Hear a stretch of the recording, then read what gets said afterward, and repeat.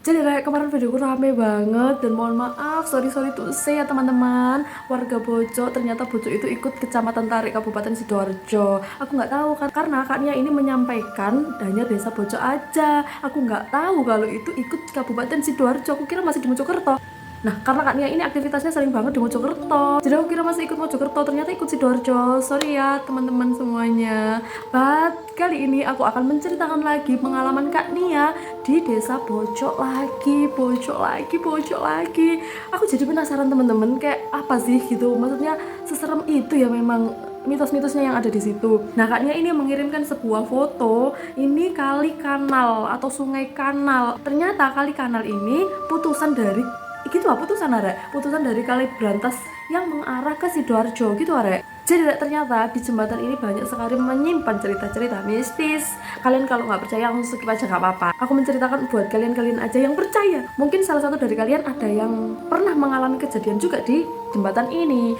Jadi waktu itu di pagi hari, di hari Minggu yang cerah sekali, Kak Nia sama saudaranya ini jalan-jalan pagi lah itu mereka berdua. Tapi memang dari foto ini aku lihat pemandangannya itu juga bagus ya. Aku bisa membayangkan kayak jalan-jalan pagi di pagi hari, udaranya yang masih segar ya kan, kayak asik juga ya nggak sih. Nah tapi Kak Nia sama saudaranya ini jalan-jalannya itu terlalu pagi, jadi mataharinya masih remang-remang, apa ya remang-remang ya, kayak masih belum begitu terang gitu loh mataharinya, jadi kayak habis subudat gitu langsung mereka jalan-jalan, jadi kayak masih remang-remang. Nah mereka berdua ini melewati jembatan itu dan mereka berpapasan dengan ting ting ting perempuan berbaju lusuh, berambut putih menjuntai hingga tanah.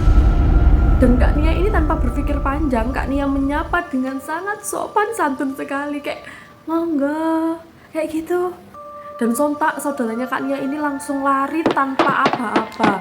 Nah, jadi ketika saudaranya lari duluan dari Kak Nia itu tadi, itu tuh hampir kayak jalan di tempat, tapi kenceng, ngerti gak sih? Bisa bayangin gak sih? Dan ketika Kak Nia gandeng saudaranya itu, mereka baru bisa lari kenceng dan akhirnya mereka lari berdua dan mereka menyadari kalau itu tadi bukan manusia.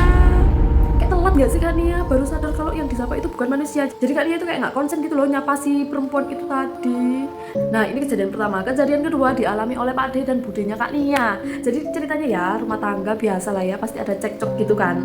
Jadi mereka berdua ini waktu itu ada sedikit cekcok di dalam rumah tangganya. Nah ceritanya itu budenya Kak Nia ini tadi porek, porek rewel gitu loh, kayak ngambek gitu dari suaminya. Nah akhirnya budenya ini meninggalkan rumah dan melewati jembatan itu. Tapi sebelum jauh Pak D nya ini udah kayak nyusul di belakangnya juga pakai sepeda ontel. Jadi mereka berdua ini kayak sama-sama naik sepeda ontel gitu loh, kejar-kejaran.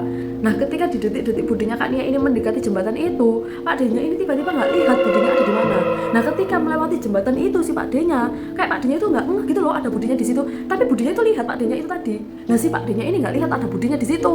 Budenya Kak Nia ini kayak udah manggil suaminya, Pak gitu, aku dok kene. Tapi Pak D ini nggak ngeh dan nggak tahu, nggak lihat kalau istrinya itu ada di situ. Nah long story short, mereka berdua itu udah ada di rumah dan budinya ini makin marah lah ke suaminya itu tadi. Pak tadi kok ada aku kok sampean cuek aja. Nah Pak D nya ini juga heran, nah kamu di mana? Wong aku nggak lihat kamu blas kok. Aku lo nggak ketok kamu nduk ndi? Wes tak goleki. Nah mereka berdua itu kayak baru sadar gitu loh kalau mereka berdua itu disilapkan sama makhluk yang ada di jembatan itu tadi. Nah Pak D nya itu akhirnya mewanti-wanti istrinya, gimana kalau kita berdua disesatkan? Udahlah jangan aneh-aneh lagi, kalau ngambek udah di dalam kamar aja, kayak gitu. Dan memang masyarakat di situ tuh kayak percaya gitu loh, di jembatan itu memang ada penunggunya. Ya siluman buaya itu tadi. Seru banget sih kayak di tahun ini gitu kan, maksudnya di 2025 kayak masih ada gituan, antara percaya sama enggak ya. Tapi kalau dari cerita-cerita nenek moyang terus cerita kejadian yang masih baru-baru terjadi itu kayak ada gitu. Tapi kalau dilihat dengan perkembangan zaman, teknologi makin canggih, itu kayaknya masa sih gitu gak sih? Ya ampun serem banget gak sih? Thank you, see you in the next videos.